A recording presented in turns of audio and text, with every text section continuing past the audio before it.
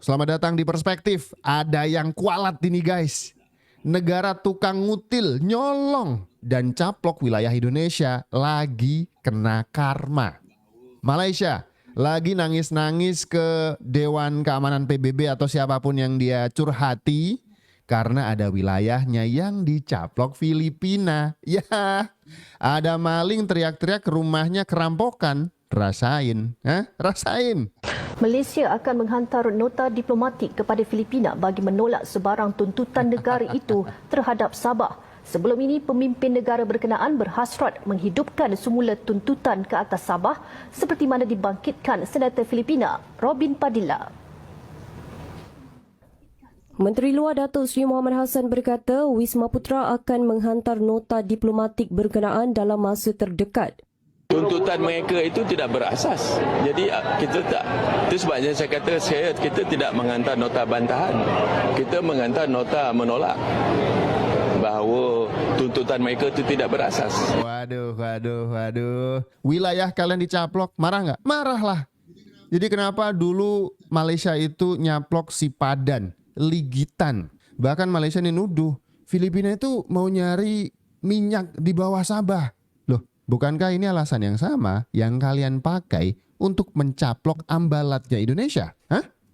Korang perasan tak satu benda? Filipina tak akan berhenti menuntut Sabah sampai kiamat. Meskipun mereka kalah di Mahkamah Antarabangsa, meskipun mereka kalah berperang macam tahun 2013 dulu, tetap tak akan henti menuntut Sabah. Sebab nikmat minyak yang ada di Sabah tu. Cuba baca balik tuntutan-tuntutan Filipina dan Sulu sejak dulu lagi.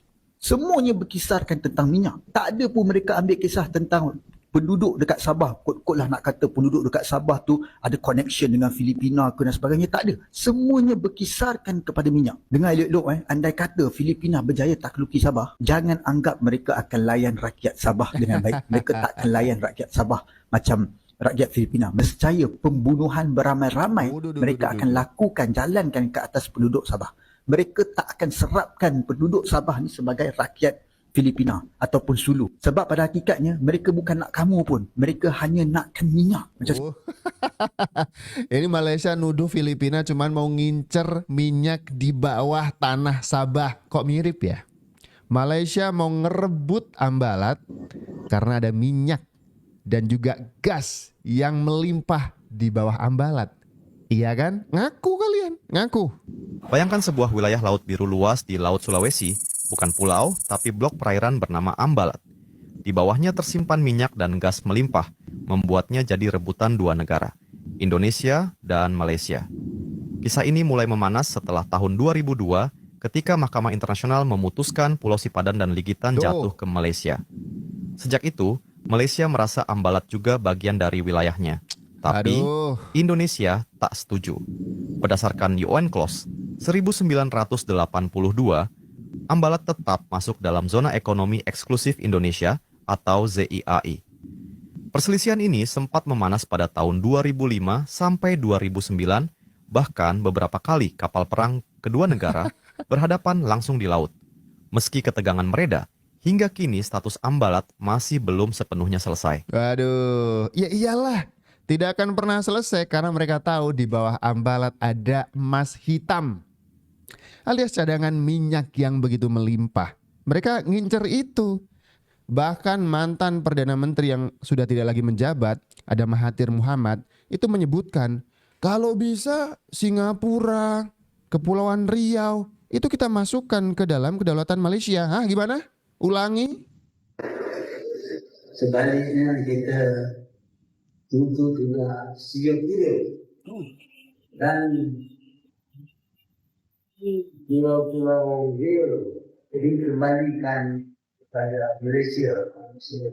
Belakangan ini mantan Perdana Menteri Malaysia Mahathir Mohamad mengklaim Kepulauan Riau atau Kepri masuk bagian Malaysia. Mengenai hal ini, Kementerian Luar Negeri Republik Indonesia langsung menghubungi KBRI di Kuala Lumpur, Malaysia untuk meminta keterangan secara utuh dari pernyataan tersebut. Dikutip dari tribunnews.com, juru bicara Kementerian Luar Negeri Republik Indonesia Tengku Faiza Shah memberikan penjelasan pihaknya segera merespons pernyataan Mahathir tersebut. Terkini pemerintah sudah meminta keterangan yang lengkap dari KBRI di Kuala Lumpur. Sebagaimana dikabarkan pernyataan mantan Perdana Menteri Malaysia Mahathir Mohamad membuat geger. Saat itu Mahathir menyampaikan pidato di sebuah acara di Selangor pada Minggu 19 Juni. Malaysia seharusnya menuntut agar Singapura dan Kepulauan Riau masuk ke bagian Malaysia. Diungkapkannya karena keduanya adalah tanah Melayu. Mahathir mengungkapkan Malaysia seharusnya menuntut agar Singapura dan Kepulauan Riau masuk ke bagian Malaysia. Hal ini karena keduanya adalah tanah Melayu. Kok bisa? Alasannya Mahathir Mohamad udah mantan Perdana Menteri ya, tidak lagi menjabat, masih juga bikin geger. Katanya Singapura, Kepulauan Riau-nya Indonesia. Kalau bisa kita rebut. Hah, kalau bisa kita rebut. Maksudnya bagaimana? Alasannya ini receh karena semuanya masih rumpun Melayu. Terus kalau semuanya rumpun Melayu itu bisa diklaim Malaysia, begitu? Receh banget ini alasannya. Hah? Siapa pemilik Ambalat? Indonesia atau Malaysia? Jika kalian orang Indonesia dan Malaysia, kumpul di sini. Sudah lebih dari 20 tahun, Laut Ambalat jadi rebutan antara Indonesia dan juga Malaysia. Tapi, siapa sebenarnya yang punya hak sah atas wilayah kayak migas ini? Ini bukan cuma soal garis di peta, ini soal sejarah, hukum internasional, dan fakta di lapangan. Kalau Ambalat memang bagian dari Indonesia, kenapa Malaysia ngotot mengklaimnya? Mari kita bahas. Pertama, soal geografi dan hukum laut. Ambalat terletak di Laut Sulawesi, jauh lebih dekat ke Kalimantan Utara dibanding daratan Malaysia. Berdasarkan UNCLOS 1982, zona ekonomi eksklusif dan landas kontinen ditarik 200 mil dari garis pantai. Dan Ambalat jelas masuk dalam hak maritim Indonesia. Baca deh, UNCLOS pasal 76. Dua, soal sejarah dan hukum kolonial. Malaysia memakai peta sepihak tahun 1979 yang tidak pernah dikonsultasikan dengan negara lain dan ditolak oleh Indonesia, Singapura, dan Filipina. Sebaliknya, Indonesia merujuk pada perjanjian Inggris dan Belanda tahun 1891 dan tahun 1915 yang mewariskan wilayah Ambalat sebagai bagian dari administrasi Hindia Belanda. Artinya, warisan teritorial jatuh ke Indonesia. Ketiga, soal penguasaan nyata di lapangan. Sebelum Malaysia klaim Ambalat, Indonesia sudah beri konsesi ke ENI dan UNOKAL sejak 1999. TNI AL pun rutin patroli di sana. Malaysia baru masuk setelah menang kasus Sipadan dan Ligitan di tahun 2002. Padahal kasus ini tidak menyentuh batas maritim, hanya soal 2 pulau kecil. Jadi, kalau pakai prinsip efektif kontrol, Indonesia juga jauh lebih dulu hadir dan aktif di Ambalat. Klaim Malaysia atas Ambalat lemah secara hukum, dangkal secara sejarah, dan baru muncul setelah menang kasus lain. Waduh, gara-gara mereka pernah menang, ngerebut Sipadan, ngerebut Ligitan dari Indonesia, ngerasa Indonesia tuh lemah. Ini ada nih satu tempat lagi namanya Ambalat, di bawahnya ada cadangan minyak, cadangan gas yang besar. Kan kemarin Sipadan Ligitan dikasih, kita rebut lagi yuk, gitu. Tapi lemah secara hukum, cacat sejarah. Mereka mencoba untuk melakukan pencaplokan ke Ambalat ini dan sampai sekarang masih kita ribut dengan Malaysia.